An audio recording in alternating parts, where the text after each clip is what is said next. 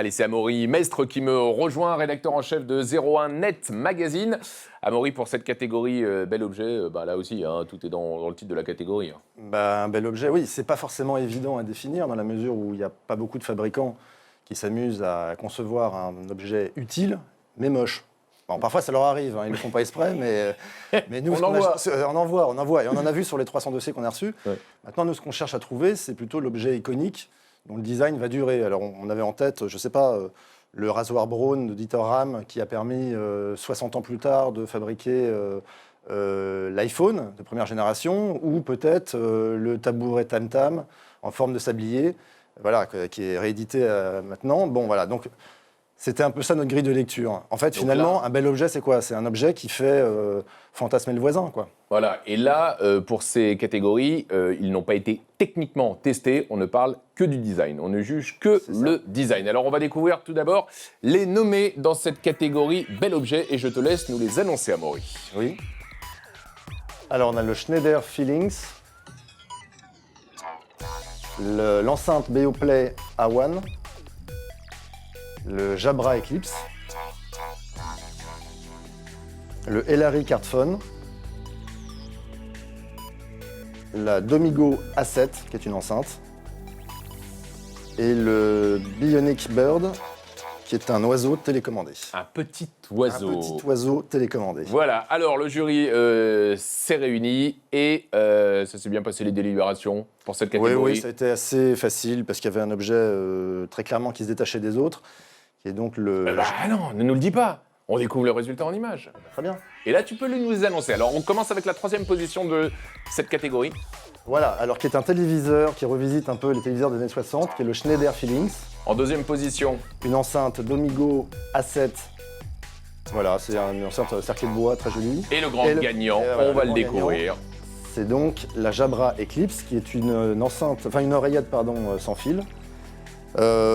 Qui, si vous voulez... Si on voulait faire culturel, ressemble un peu au Nana de Niki de Saint-Phal. Ouais. Hein, c'est voluptueux, arrondi. Je vais pouvoir le montrer sur la caméra parce qu'il y a vraiment un design très original.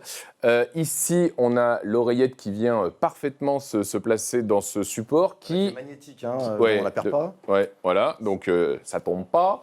Ça vient bien se placer et le support a une utilité. Hein. Voilà, il sert de batterie, ce qui rajoute 7 heures d'autonomie.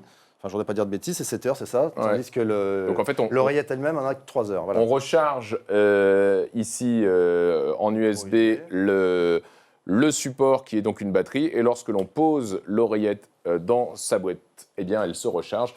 Donc c'est beau. La matière est très agréable en plus. Hein, Soft touch. Soft touch, voilà, pour utiliser le terme idoine. Soft touch, donc, voilà, Jabra Eclipse, c'est déjà grand gagnant. C'est déjà disponible. C'est déjà disponible et ça vaut 100 €. On a les deux autres lauréats avec cette enceinte Domigo en 2e position et en 3e position. Ça, c'est quand même l'une des infos de cette année, c'est le retour de cette marque Schneider. Quoi. Absolument, qui a été racheté par un Français. Et là, c'est un téléviseur, on va dire, de moyenne gamme. Hein, c'est dans les 400 €. Et ça reprend donc, les arrondis des années 60, les couleurs pop. Et c'est plutôt un téléviseur sympa dans une cuisine. Alors, encore que celui-ci soit un peu gros, mais dans une chambre à coucher. Et la télécommande est dans le même design, hein, donc très coloré aussi, c'est vraiment bien réussi. D'ailleurs, on est un peu dans le vintage partout, hein, parce que là, après l'enceinte qu'on a à côté, la Domigo, là, ça rappelle la hi-fi des années 70, donc avec un cerclage en bois. Je ne sais pas si on la voit à l'image, on la voit. Elle est donc à gauche. Ouais. Et donc, elle est sans fil. On envoie la musique de son smartphone dessus. Et elle sonne bien, elle est belle et elle sonne bien à la fois. Voilà, donc on est content et elle remporte elle aussi cette petite place dans ce classement. Amaury, merci beaucoup. Rendez-vous en fin d'émission pour découvrir le grand prix du jury de ces prix de l'innovation 2016 du MEDPI. En attendant, tu vas céder ta place et on va passer à la catégorie de la maison techno avec Pascal Petitpas. À tout à l'heure.